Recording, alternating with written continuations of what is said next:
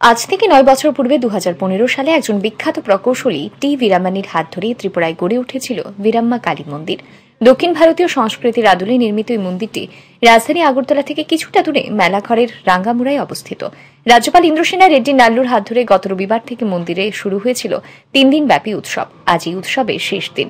উৎসবের শেষ দিনে অন্যান্য বছরের ন্যায় এই বছরও কুমারী পূজা, লক্ষ্মী পূজা, বালক পূজা এবং মহাচণ্ডী যজ্ঞ অনুষ্ঠিত হয়। উৎসবের প্রথম দিন থেকেই মন্দিরে ভক্তদের ভিড় ছিল লক্ষণীয় এবং শেষ দিনে অন্যান্য দিনের তুলনায় ভক্ত সমাগম ছিল অনেক বেশি। এদিন মন্দিরের প্রতিষ্ঠাতা টি বীরাম্মানির সাথে কথা বলে জানা যায়, এদিন প্রায় ৪০,০০০ ভক্তদের সমাগম ঘটেছে। তাদের প্রত্যেকের মধ্যে এদিন মহাপ্রসাদ বিতরণ করা হয়। यहाँ पे उत्सव का लास्ट दिन है।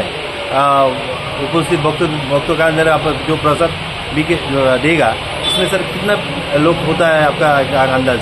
हर साल में 30 से 40,000 हो जाता है। 30,000 हम, क्योंकि हमारे तो गिनती तो प्लेट्स है। 25,000 प्लेट पहले खरीदता है, उसके बाद 10,000 खरीदता है।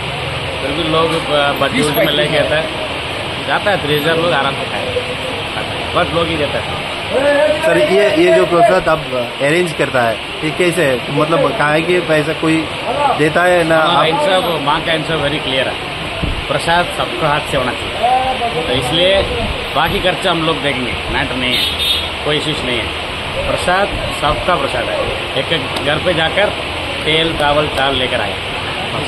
एक एक हाथ से दे रहे हैं ना, इतना सब्जी हमको ठाका नहीं चाहिए। अच्छा, वैसे लोग देता है, ऐसे होता है।